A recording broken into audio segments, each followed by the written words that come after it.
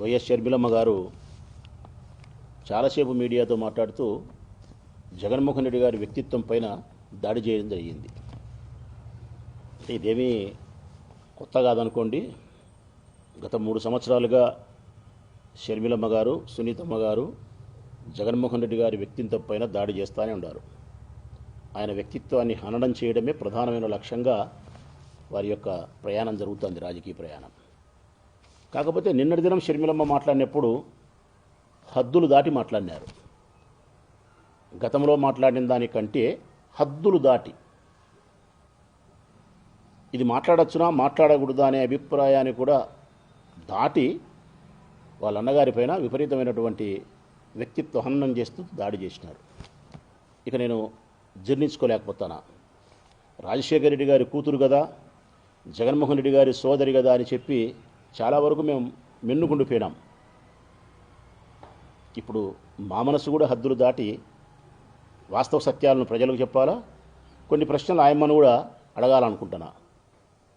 అన్న అనే పదానికే నీవు కలంకం.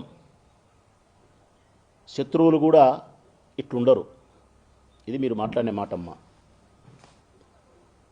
బట్టగాల్చి మీ అన్న మొఖాన వేసి ఆ మసి అంతా ఆ మరకలన్నీ తుడుచుకో అని అంటే ఒప్పుకోం తల్లి, ఒప్పుకోం. గట్టిగా అడుగుతాం, గట్టిగా ప్రశ్నిస్తాం. మీ అన్న నీకు చేసిన ద్రోహమేందో, మీ అన్న నీకు చేసిన అన్యాయం ఏందో చెప్పాలా ప్రజలకు. ముఖ్యంగా జగన్మోహన్ రెడ్డి గారిని మా ప్రాణంతో సమానంగా ప్రేమించే మాలాంటి వ్యక్తులకు సమాధానం చెప్పాలను ఇప్పుడు మేము అడుగుతున్నాం. ఏం చేసినారు తల్లి నీకు అన్యాయం? ఇంత వైషమ్యాలు విషము చిమ్మడానికి కారణం ఏం? నీకు అన్యాయం జరిగింది. 4 గోడల మధ్య ఉండే మీ విభేదాలను ఏ కుటుంబంలోనైనా ఉంటాయి తల్లి. ఏ కుటుంబంలో అయినా అన్నా చెల్లెళ్ళ మధ్య, లేకుంటే కుటుంబ సభ్యుల మధ్య, అన్నదమ్ముల మధ్య చిన్న చితక విభేదాలు వస్తే పరిష్కరించుకుంటారు. పరిష్కరించుకునే దానికి కొంత సమయం పడితే అలిగి మాట్లాడుకోకుండా ఉంటారు. మళ్ళీ అమ్మనో నాయననో మేనమామనో సర్దుబాటు చేస్తారు. అంటే మరి మీ ఇంట్లో మీ 4 గోడల మధ్య విభేదాలు వస్తే తీసుకుపోయి నేరుగా నువ్వు సునీతమ్మ కంటే నువ్వు కూడా పులివెందుల పూలంగళ్ళ దగ్గర బజార్లో పడిచినారు రాజశేఖర రెడ్డి కుటుంబ గౌరవాన్ని. పులివెందుల పూలంగళ్ళ దగ్గర కొంగు సాసి మీరు ఆశించినారు.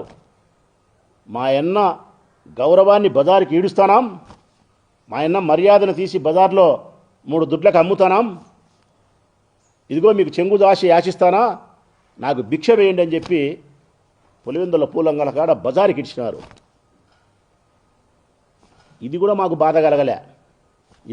బాధ కలగలే, భరించినాం.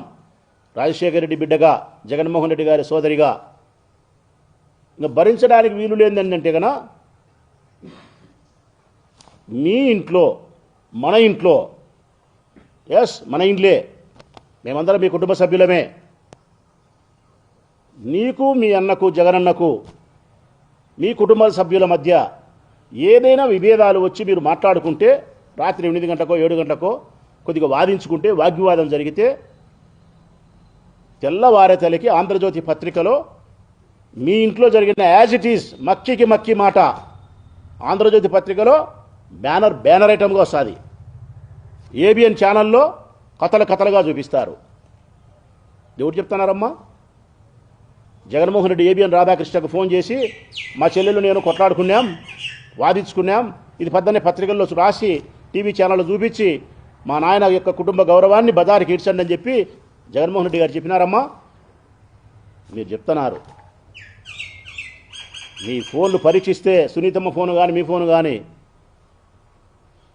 ప్రతిరోజు మీరు అవసరమైన సందర్భంలో ఏబిఎన్ రాధాకృష్ణ గారితో కానీ, చంద్రబాబు నాయుడు గారితో కానీ మీరు టచ్లో ఉండారు. మీరు ప్రతి అంశాన్ని వాళ్ళకు చేరవేస్తున్నారు.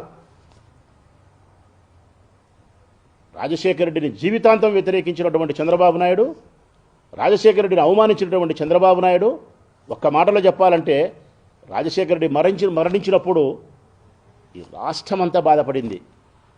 పొయ్యిలో అగ్గి వేయలే ఎవరే కానీ, వంట చేసుకోలే. ఒకే ఒక కుటుంబం సంతోషపడింది.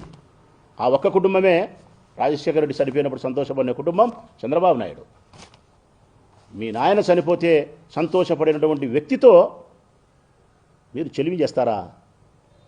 మీరు కుటుంబ విషయాలు రహస్యాలు ఉప్పందిస్తారా? అన్నా చెల్లెళ్ళ మధ్య ఉండే మనస్పర్ధలను బదారికిడ్చేదానికి ఆయన చేతిలో కీలుబొమ్మలవుతారా మీరు?